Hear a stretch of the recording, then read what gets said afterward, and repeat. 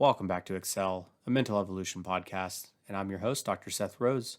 And today is episode 55, where we are talking about the last rule number 9, from Tranquility by Tuesday by Laura Vanderkam, where these are time management strategies designed to help you live a more tranquil life amidst the chaos and stress of everyday responsibilities. And this rule is effortful before effortless. And so she explains the impact of effortful fun and its impact on mental recovery. And so this rule is about making leisure time feel much more satisfying. Even the busiest people have leisure time.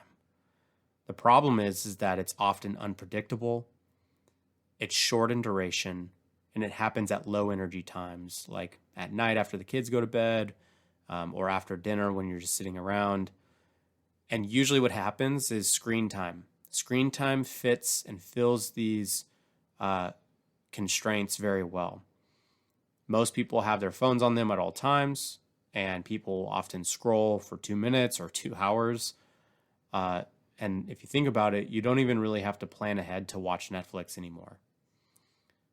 The result is that screen time winds up taking the bulk of people's leisure time.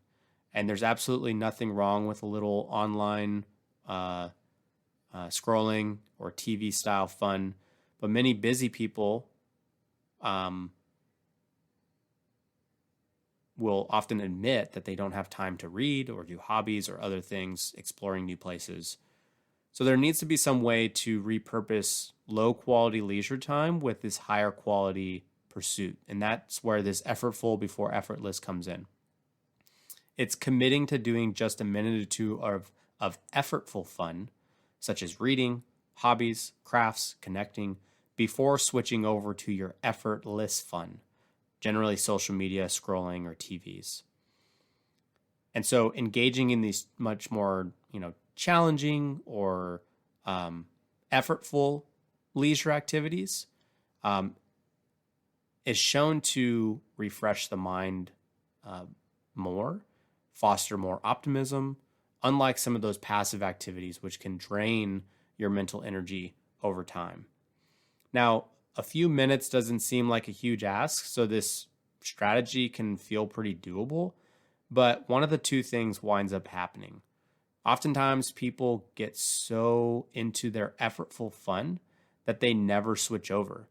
You want to find out what happens in that mystery novel, and you never wind up over on Facebook.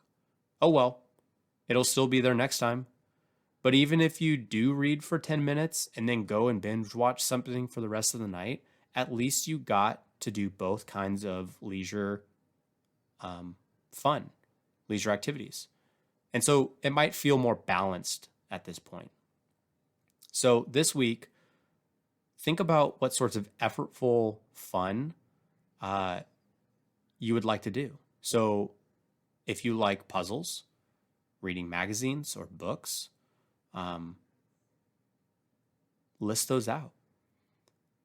Maybe you set those things aside so that way they are ready to go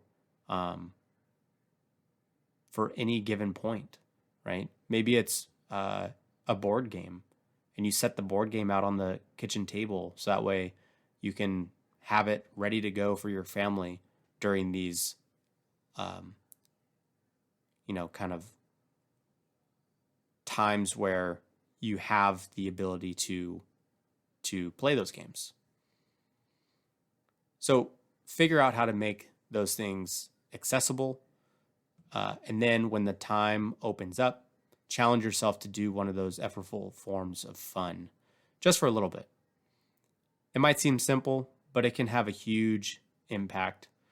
In her book, she says that often people found that their day wasn't wasted, like they didn't have any wasted times on things that weren't important. And that number rose significantly when people followed this rule.